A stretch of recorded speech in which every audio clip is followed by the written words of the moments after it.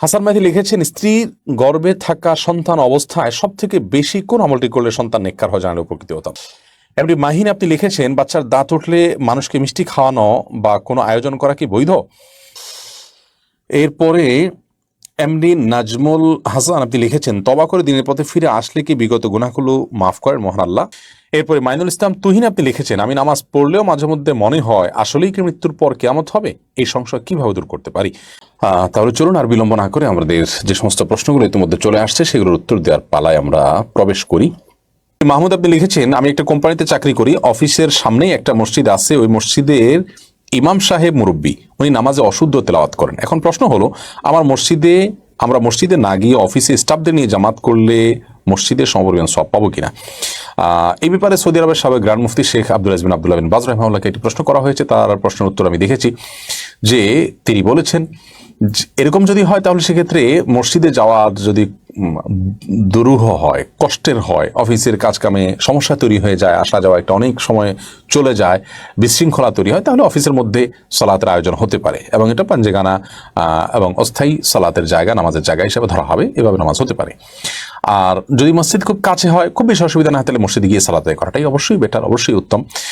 অতএব আপনি জামাতে সালাত আদায়ের যে সওয়াব সেটি তো অবশ্যই আপনি পাবেন এর মাধ্যমে। তবে জামাত যত বড় হবে সওয়াবের পরিমাণ তত বেশি হবে। অতএব মসজিদে যদি অনেক বড় জামাত হয় সেখানে আপনি বেশি সওয়াব পেতেন, সেটি আপনি পাবেন না। বাট জামাতে সালাত আদায় করলে যে 27 গুণ সওয়াব হয় সেটি আপনি অফিসে জামাত করলেও পাবেন ইনশাআল্লাহ তাআলা। এমনি মাহিন আপনি লিখেছেন, বাচ্চার দাঁত উঠলে মানুষকে মিষ্টি খাওয়ানো বা কোনো আয়োজন করা কি বৈধ? শরিয়ার কোনো তো নির্দেশনা নেই। এটি যদি আমাদের সামাজিক কালচারের অংশ হয় যে দাঁত উঠছে, সে এই জন্য পারিবারিকভাবে তারা আনন্দ করছেন যে হ্যাঁ সে খেতে পারছে ইত্যাদি, তাহলে সেটা জাস্ট আমাদের সামাজিক কালচার হিসাবে মোবাহ হতে পারে যদি শরিয়া বিরোধী কোনো কিছু না হয়। আর এটাকে যদি ইসলামিক দৃষ্টিকোণ থেকে কোনো করণীয় মনে করে কেউ, তাহলে সেটি ভুল হবে। এরপরে মাইনুল ইসলাম তুহিন আপনি লিখেছেন, আমি নামাজ পড়লেও মাঝে মধ্যে মনে হয় আসলেই কি মৃত্যুর পর কিয়ামত হবে, এই সংশয় কিভাবে দূর করতে পারি? নামাজ পড়ার পরও যদি আপনার মনে হয় যে মৃত্যুর পরে আদৌ কিয়ামত হবে কি হবে না, আল্লাহ মাফ করুন, তাহলে এটি শয়তান আপনার মধ্যে ওয়াসওয়াসা সৃষ্টি করছেন। এবং শয়তান এই ওয়াসওয়াসা যে সৃষ্টি করছে, সেই ওয়াসওয়াসা দূর করবার জন্য গোটা কোরআন জুড়ে আল্লাহ তাআলা বিভিন্ন জায়গায় বিভিন্ন যুক্তি উপস্থাপন করেছেন। আল্লাহ রাব্বুল আলামিন বিভিন্ন জায়গায় এই জিনিসটি বোঝানোর চেষ্টা করেছেন যে আল্লাহ তাআলা মানুষকে শূন্য থেকে সৃষ্টি করেছেন, নাপাক পানি থেকে বিশাল মানুষ তৈরি করতে পেরেছেন।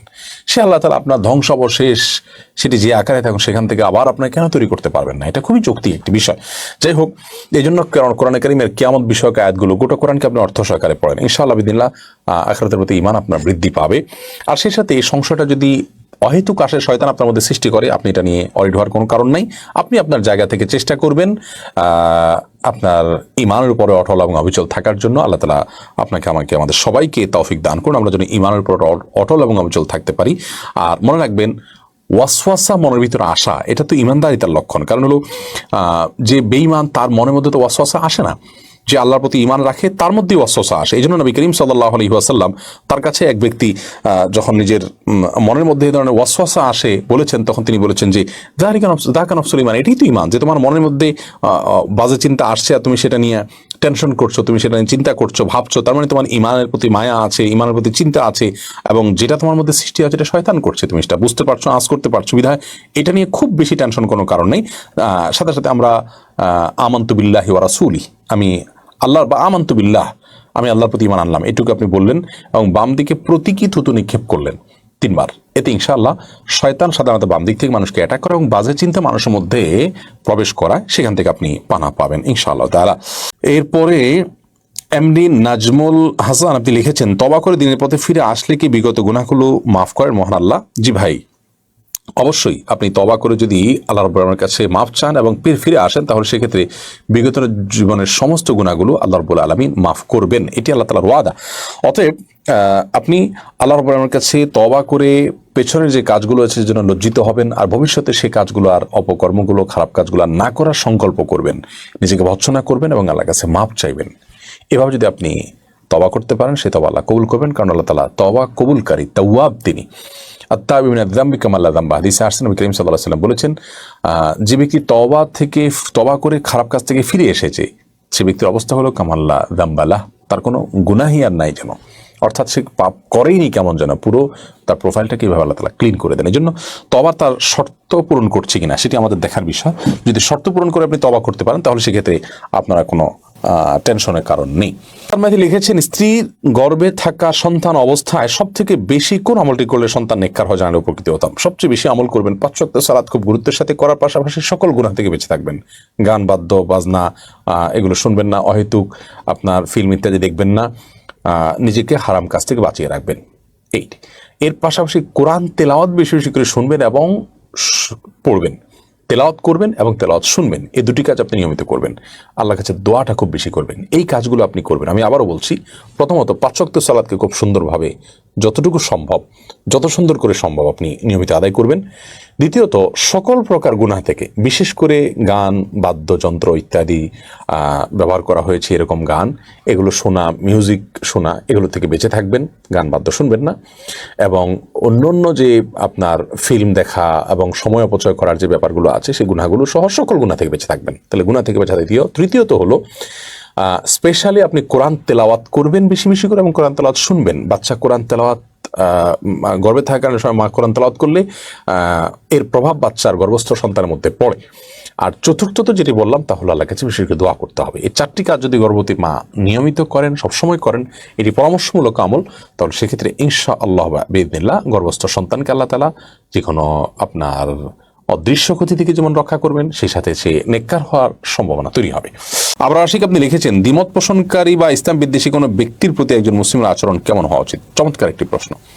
দেখুন, ভিন্ন মত অবলম্বন করছেন কিংবা ইসলামের প্রতি বিদ্বেষ লালন করছেন কিংবা ভ্রান্ত কোনো মানুষ, তিনি অনেক অন্যায় করছেন, অনেক অবান্তর কথা বলছেন, তিনি অনেক ত্রুটি বিচ্ছুতি করছেন, একজন মুসলিম হিসাবে আমরা তার সমালোচনা করব, গঠনমূলক সমালোচনা।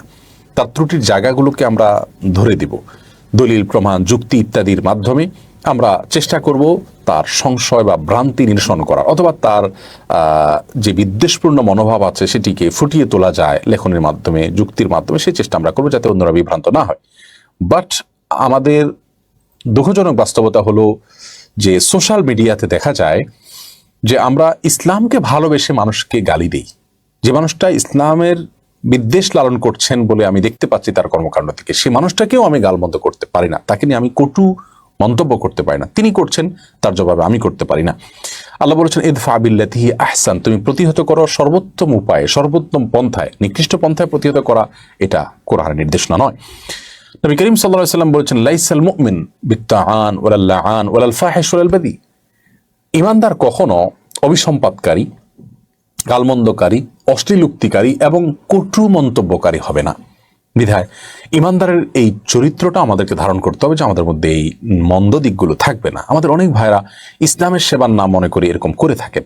আমরা প্রায় সময় বলে থাকি, যারা আমাকে ভালোবাসেন বা স্নেহ করেন, আপনাদের স্নেহের কারণে আমি আপনাদের প্রতি কৃতজ্ঞ।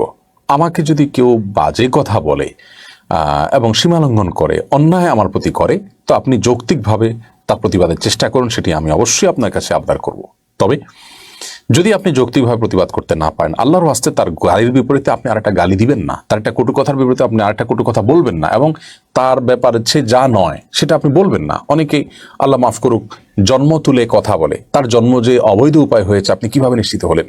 তাহলে এটি একটা মিথ্যা কথা হতে পারে, আপনি নিজের আমলনামাকে নষ্ট করবেন। অতএব অন্যের সমালোচনা করতে গিয়ে বা তার সংশোধন করতে গিয়ে বা তার ভ্রান্তি দূর করতে গিয়ে আমি নিজে যদি ভ্রান্তির মধ্যে পড়ে যাই, সেটি কখনো সঠিক কাজ হতে পারে না। বিধায় আল্লাহর রাস্তে আমাদের আচরণগুলোকে আমরা যথাসম্ভব সংযত রেখে এই নাহিয়ানিল মুনকারের কাজ করব। আমি বলছি না যে নাহিয়ানিল মুনকারের কাজ করবেন না, আপনি করবেন, কিন্তু নিজেকে সংযত রেখে। যদি না পারেন তাহলে বরং নীরব থাকুন, সেটাই ভালো, কিন্তু নিজের আমলকে নষ্ট করবেন না। একজন ইমানদার অবশ্যই তার আচরণ, তার কথা থেকে তার জাত তিনি চিনিয়ে দিবেন, এটি থাকবে। মন্দ দেখলেই মাথা গরম হয়ে যা খুশি তা করবো, এটি ইমানদার করতে পারেন না। আল্লাহ আমাদেরকে আমল করার তৌফিক দান করুন।